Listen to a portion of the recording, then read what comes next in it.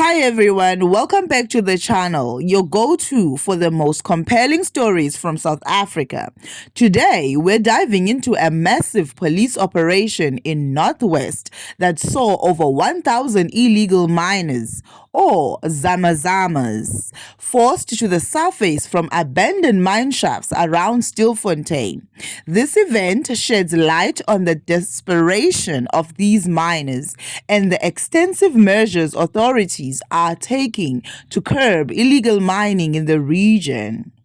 In what's being called one of the largest anti-illegal mining operations in South African history, police and special task forces targeted the abandoned shafts in Stilfontein. This ongoing operation, Operation Vala Umgodi, is part of the Safer Festive strategy, which will run for 123 days until the end of January 2025. The government launched this multiple disciplinary operation in response to growing calls for decisive action against criminal incidents, including mass shootings believed to be turf wars. Over 1,000 zamazamas emerged, many of them starving and severely dehydrated. Northwest Premier Lazarus Makhosi publicly praised law enforcement for their work, emphasizing the importance of restoring order in communities affected by illegal mining. Using specialized units, police blockaded exits around the mining shaft, eventually flushing the miners out as supplies dwindled and their physical condition worsened. Police and soldiers began by blocking supplies of food, water, and other necessities to the illegal miners last week. The sight of hundreds of individuals emerging from the dark underground, weakened and exhausted, paints a vivid picture of the risks these miners endure daily. The miners, including nationals from Mozambique, Zimbabwe, and Malawi, many were detained by immigration officials under Section 34 of the Immigration Act 2002, pending deportation orders. Life as a zamazama is incredibly hazardous, but poverty and unemployment drive individuals to take this path. Many of these miners are migrants, often coming from neighboring countries with limited options in the formal job market. These abandoned mines offer a risky yet possible source of income, even if it means putting their lives at risk in poorly ventilated, collapsing tunnels with little to no safety gear. Operating illegally in these abandoned shafts, zamazamas have no worker protection, are exposed to extreme health hazards, and live under constant fear of the raids, violence, and accidents. One shocking aspect of this recent incident was the visible malnutrition and dehydration among the miners. Starving for days underground, the miners' physical state was a stark reminder of the brutal conditions they face. Medical teams were on standby, attending to those in severe need of medical assistance as they surfaced, and authorities provided emergency care to some who were too weak to stand. Illegal mining isn't just a risk to those who work underground. It also brings serious challenges to the communities above. Increased crime, environmental damage, and the illegal distribution of precious metals are just some of the side effects. Local residents often report feeling unsafe as zamazama activity rises with crime syndicates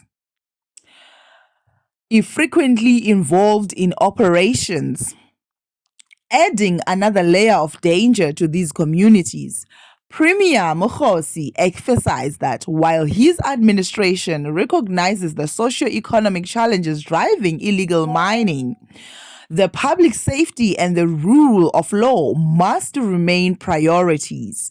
The public safety and the rule of law must remain priorities.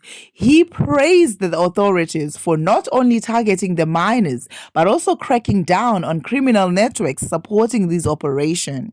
The operation in Vala Umgodi has raised questions about the ethics and effectiveness of starving out miners by blocking access to food and water. While it was successful in bringing over 1,000 miners to the surface, some critics question the humanity of the approach. Supporters argue that extreme circumstances demand bold measures, while opponents believe that there should be more sustainable interventions that address the root cause of illegal mining, such as poverty and lack of job opportunities. In a region where job scarcity is high and wages are low, the debate rages on. It is justifiable. Is it justifiable to use starvation as a tool to force these miners out?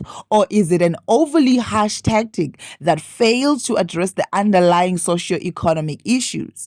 The Northwest government, along with the South African Police Service, plans to continue operations targeting illegal mining. According to police reports, over 13,000 arrests have been made across the country in similar operations, indicating the extent of the problem.